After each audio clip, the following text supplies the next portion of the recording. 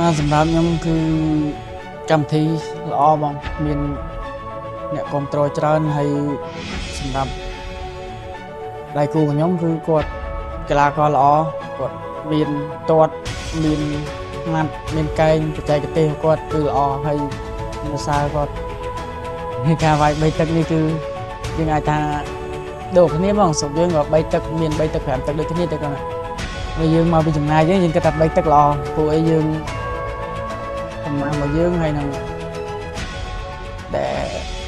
សួរយើងគឺយើងទូយើងហាត់ពេញតែយើងមកធ្វើដំណើរគឺវាខ្សោះនឹងកម្លាំងបាទបងសម្រាប់ការប្រកួតនេះគឺទឹកមួយយើងពេញកម្លាំងគឺដាក់ទៅគឺចំចំណុចដែលគាត់អាចថាគាត់វែងអត់សូវទៅគាត់ដួលរាប់ដូចចំណុចខ្សោយប្រកួតគឺមុខហ្នឹងឯងបងមុខគាត់មិនសូវប៉ុន្មានទេហើយឈាមឃើញគាត់វាយចូលពេញទៅគាត់ឈាមចំោះច្រើន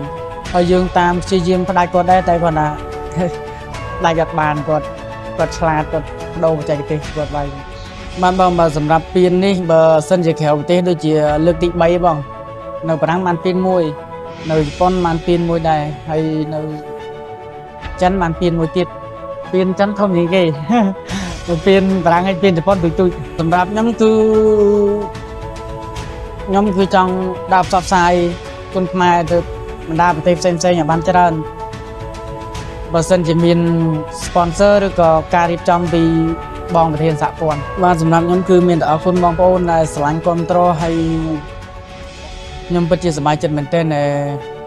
ប្រឹងអភិសមត្ថភាពឲ្យទទួលបានជ័យជំនះជាពិសេសគឺតាមផ្ញើទៅបងកីឡាករដែលគាត់មកប្រកួតមួយគ្នាទោះចាញ់ឈ្នះយើងខំប្រឹងហ្វឹកហាត់បន្ថែមទៀតនិងបន្តផ្សព្វផ្សាយគុណខ្មែរបន្តទៀតឲ្យពិភពលោកបានដឹងថាគុណខ្មែរយើងពិតជាខ្លាំងអរគុណ